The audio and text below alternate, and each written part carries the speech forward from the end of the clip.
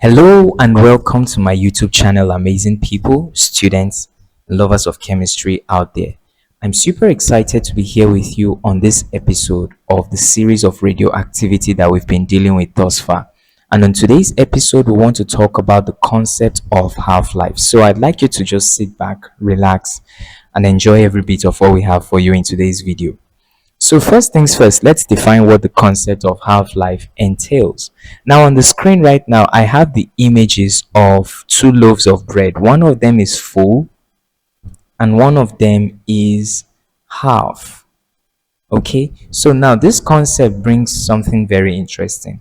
If we are to assume that this full loaf of bread is radioactive, it simply means that this loaf of bread is unstable and it needs to release some particles, whether alpha, beta, or the gamma particle, and energy rays in order to attain stability. Now, in the process of doing that, its mass will begin to reduce, and that is the process of the radioactive decay. So, in the process of that radioactive decay, a time will come when it will be exactly half of what it used to be. Now, the time it will take for it to become exactly half is what we call the half life. So, that brings me to the definition of what the half life is. It is the time it takes for half of a radioactive nuclei in a sample to decay. So if this bread, for example, is radioactive, the amount of time it will take for it to become exactly half and become like this is what is called half-life. So half-life is actually a constant for each radioactive isotope, and it is not affected by temperature, pressure, or the chemical state. What it means is if uranium is found in Nigeria, for instance, the half-life for uranium in Nigeria is not different for the half-life for uranium in the United States. And even if uranium is in the liquid state, solid state, or gaseous state, the half-life remains the same regardless of temperature, pressure, and chemical state. So now, what's the importance of half-life? First, it helps us to predict how long a radioactive substance will remain active, and it is crucial in a process called radiocarbon dating. Now, this radiocarbon dating is a process whereby the radioactive decay is employed in order to predict how long a substance has been existent for. Now, some of you may have watched a channel called National Geographic where you see scientists like archaeologists digging into the ground and exhuming some ancient bones of prehistoric creatures, and then they begin some processes in which they end up saying, oh, this bone belonged to an animal that lived so and so number of years. They are able to arrive at that conclusion because of a process called radiocarbon dating. So it is crucial in radiocarbon dating, medical treatments, nuclear power, and nuclear waste management. So now that we have seen some of the importances of half-life, let's check out some real-life example of this concept. We have the first example, which is the carbon 14. Carbon 14 here is telling us that the mass number of carbon here is 14 and its atomic number remains 6. Carbon 14 is the element that is used in radiocarbon dating. Now, the bones of organic organisms, like maybe human beings or animals that have, been decaying for a long time ago, they contain a tiny fragment of this carbon isotope over here, and this is actually radioactive in nature. So because it is radioactive in nature, through a process of radiocarbon dating, scientists are able to determine the age of one's living materials. So the half-life of this carbon isotope is actually 5,730 years. What this means is if you have 10 grams, for instance, of carbon 14, after 5,730 years, these 10 grams will reduce to 5 grams. So that's what has been said in this third statement. After every 5,730 years, half of the carbon 14 atoms in a sample decay into nitrogen 14. So the next example we have is the uranium 238. Okay, so this 238 is simply telling us that uranium here has a mass number of 238, and it is found in rocks, and also found in the Earth's crust. It has a half-life of 4.5 billion years. Pretty massive, right? And it is used to determine the age of the Earth and ancient rocks. Sometimes you might wonder how scientists are able to determine how old the Earth is. It is through the process of radiocarbon dating involving the element called uranium. All right, now on the screen, I have the representation of the relationship that exists between the amount of a substance that remains and the number of half-lives that have elapsed. Now, if you check very well, there are some points of intersection that I want you to take note of. We have this first point over here, and this first point intersects with the 50% mark and the one half-life mark. So what this is telling us is that at the point where one half-life has elapsed, 50% of this substance is what will be remaining. The second point of intersection we have is this point over here, and it coincides with the 25% mark and the two half-life mark. So what this is telling us is that after two half-lives have elapsed, what will be remaining is 25%. So let's go deeper into detail. We have this graph, and here are some key features. We have the y-axis. The y-axis refers to the point that is vertical, and the x-axis refers to the point that is horizontal. So the y-axis refers to the percentage of the radioactive nuclide that remains, and the x-axis refers to the number of half-lives that have elapsed. So each half-life period, the quantity of radioactive atoms drops by 50%. What do we mean? If you start with 100 atoms of a radioactive substance, for example, when one half-life has elapsed, that 100 will reduce by half, which will give us 50 atoms. And these 50 atoms, by the time another half-life has elapsed, that is two half-lives gone now, this 50 will reduce by half again. Half of 50 will give us 25. So this 25, by the time it undergoes another half-life period, that is three half-lives have elapsed. This 25 will reduce by 50% again, which will give us 12.5. And the process continues on and on and on until there are no radioactive substances remaining. So now that we have talked about half-life, let's talk about the subject of decay rate. Decay rate is simply the rate at which a radioactive substance breaks down or loses its activity.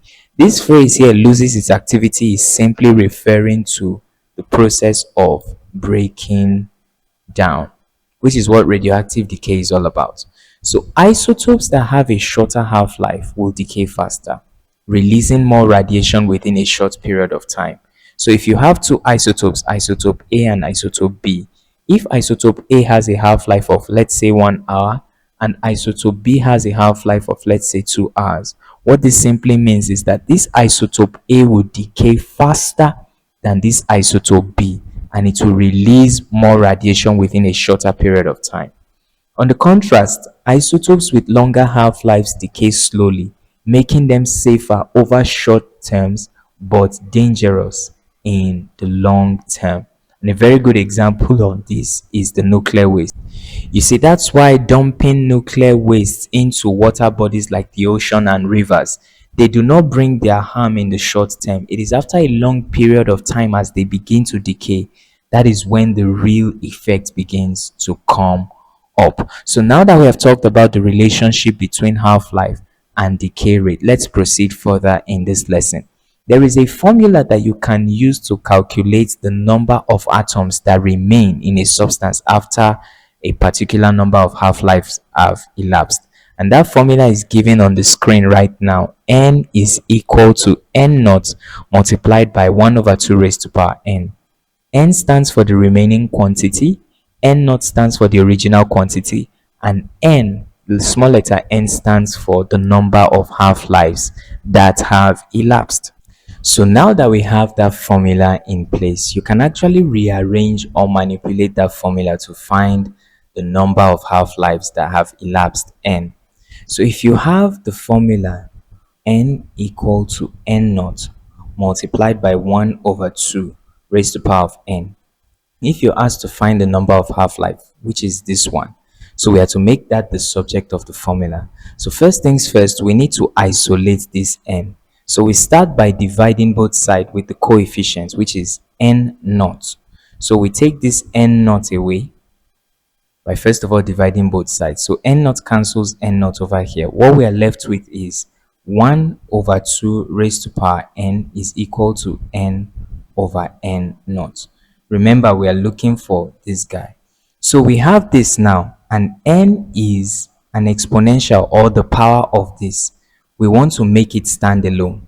So that brings us to one of the laws of logarithm that says when you have, for example, a raised to power b like this, it is the same thing as saying b log a. So in order to bring something down, or to change it from becoming a power to becoming a coefficient, you simply take the logarithm of the other variable. So in order to do that, now we have n log 1 over 2 will now be equal to log n all over n naught, because we just took the logarithm of both sides. So now that we have done that, we can find n now by dividing both sides by the coefficient, which is log 1 over 2. So doing that, this cancels this, and then we have log 1 over 2. So altogether, n is equal to log n over n naught divided by log 1 over 2. This is the final answer when you want to calculate the number of half-lives.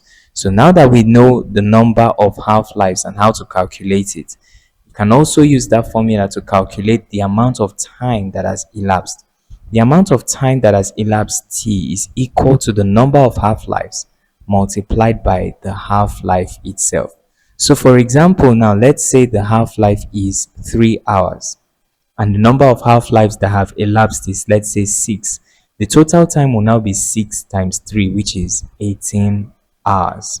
All right, so now that we have seen all these formulas individually, step by step, the next thing that you can use this formula to calculate is the remaining mass, or atoms. So all you need to do is just plug in the values straight. Remember, n stands for the amount of atoms that is remaining. N naught stands for the amount you started with, and then n here stands for the number of half-lives that have elapsed. So now that we have seen all of this, let's go ahead and solve some questions step by step. Question number 1. A 100-gram sample of a radioactive isotope has a half-life of 3 hours. How much remains after 9 hours? So let's go ahead and put in our variables. The first thing they said is a 100-gram sample. So n naught is 100 grams, because that's what we started with. Of a radioactive isotope has a half-life of 3 hours. So T half, or the half-life, is 3 hours.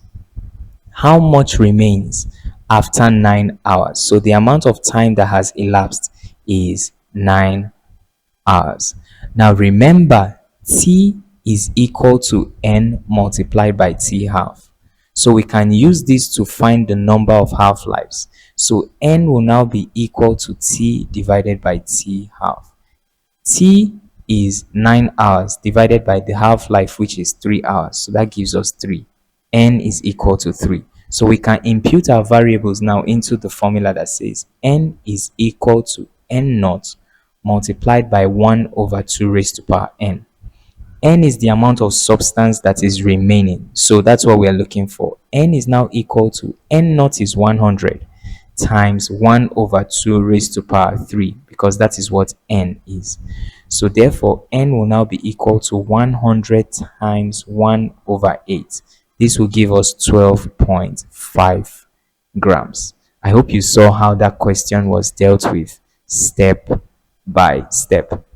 So question number 2 says, a sample reduces from 80 grams to 10 grams. If its half-life is 2 hours, how long has it been decaying? So let's write our variables. First things first, they said it reduces from 80 grams. So n naught is 80 grams. to 10 grams. So the amount of substance remaining is 10 grams. That's N. If its half-life is 2 hours, T half, that's 2 hours. How long has it been decaying? T will now be equal to unknown, because that's the question. How long has it been decaying? So first things first, we have this formula that says N equal to N naught multiplied by 1 over 2 raised to power N. All right, so now we can use this formula to find N and then relate it into the other formula that says T is equal to N multiplied by T half, which is the half life. All right, so let's go ahead and find this N, and then when we have found it, we can put it into this formula to get this T. All right, so we have N now here, and we have N naught, and then we have this. We want to make this the subject of the formula. Remember from the previous math we did, we found out that N is equal to log N over N naught divided by log 1 over 2. So N will now be equal to the logarithm of N is 10 grams. 10 divided by N naught is 80 grams, all over the logarithm of 1 over 2. So this is equal to log 10 divided by 80 will give us 0.125, then divided by the logarithm of 0.5, because 1 over 2 is 0.5. So logarithm of 0.125, let's punch our calculators. The logarithm of 0.125 is minus 0.9 divided by the logarithm of 0.5. That will give us minus 0.3. Minus 0.9 divided by minus 0.3. That will give us 3 on the dot. So N is equal to 3. So now we can now impute that value of N into the formula that says T is equal to N multiplied by T half. So T is unknown, but we know N to be 3, and then the half-life is 2 hours. So we have 3 times 2. So T will be equal to 6 hours. So they said, for how long has it been decaying? It has been decaying for 6 hours straight. I'm sure you saw how that question was solved. So let's proceed into the next thing that we have on this series. Question number 3 says, if a sample decreases from 200 grams to 25 grams, how many half-lives have passed? That is the number of half-lives that have passed, N. So let's go ahead and solve this question. N is equal to N naught multiplied by 1 over 2 raised to power N. N here stands for the amount of substance remaining, and it is 25. N naught stands for the amount of substance we started with, and it is 200. So this becomes times 1 over 2 raised to power N. Alright, now remember N is equal to the logarithm of N over N naught divided by the logarithm of 1 over 2. So N is equal to the logarithm of N now is the amount of substance remaining, which is 25, divided by 200, which is the amount of substance that we started with, divided by the logarithm of 1 over 2. All right, now 25 divided by 200. 25 divided by 200 gives us 0.125. So this becomes log 0.125 divided by the logarithm of 1 over 2, which is 0.5. So this is the same thing as saying N is equal to 0.9, because the logarithm of 0.125 is 0.9 divided by 0.3, because the logarithm of 0.5 is 0.3. And also note that all these values have a negative in front of them, minus 0.9 and minus 0.3. So when we divide, this minus cancels this minus. 0.9 divided by 0.3 gives us 3. So n is equal to 3, which tells us that the number of half-lives that have passed is 3. So 3 half-lives exactly have passed. And then we have the next question that says a sample initially contains 6.4 times 10 raised to power 20 atoms. How many atoms remain after 4 half-lives? That is, they're asking us to look for n, and n is equal to n naught multiplied by 1 over 2 raised to power n. Alright, so the number of half-lives n is equal to 4. N naught is the amount of substance we started with, that is 6.4 times 10 raised to power 20. And this n here is unknown. So let's plug in our values. N is equal to 6.4 times 10 raised to power 20 multiplied by 1 over 2 raised to power 4. N will now be equal to 6.4 times 10 raised to power 20 multiplied by 1 over 2 raised to power 4 is the same thing as saying 1 over 2 times 1 over 2 times 1 over 2 times 1 over 2. 2 times 2 gives us 4. 4 times 2 gives us 8. 8 times 2 gives us 16. So this is 1 over 16.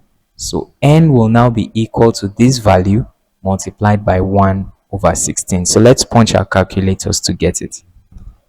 Final answer n will now be 4.0 times 10 raised to the power of 19. So we started with 6.4 times 10 raised to the power of 20, and now after 4 half-lives we have 4.0 times 10 raised to the power of 19. That is the amount of substance that will be remaining after 4 half-lives. So now, having solved that, here are some quick tips to check your work. Did you have the values correctly? You can check manually, okay? If the amount of substance that you started with is not much, for instance, let's say you started with 100 grams, you can do it manually by dividing it by 2. Dividing it by 2 will give you 50. Dividing 50 by 2 will give you 25, and so on and so forth. You also need to check if the time given aligns with the number of half-lives. Remember, n here stands for the number of half-lives that have been used. The time divided by the half-life will give us the number of half-lives that have been exhausted. So is your answer reasonable? Yes, you need to be very sure that your answer is reasonable. For instance, if you are calculating the amount of substance remaining in n, it should never be greater than n naught. It should never be greater than the original amount, because in the process of the radioactive decay, the substance is not increasing, it is reducing. And I also recommend using your calculator for logarithms, especially when you are solving for n. Remember, n is equal to the logarithm of n divided by n naught all over the logarithm of 1 divided by 2. So to do this logarithm, a calculator is highly recommended and needed. I'm sure you enjoyed every bit of this lesson. It's been a long one, and I want to thank you for sticking around up until this point. I'll see you in the next episode of this series, where we'll deal with more in-depth concepts in the subject of radioactivity. Until then, my name is David, and all I do here is to take the mystery out of chemistry so chemi can make history. I'll see you in the next video.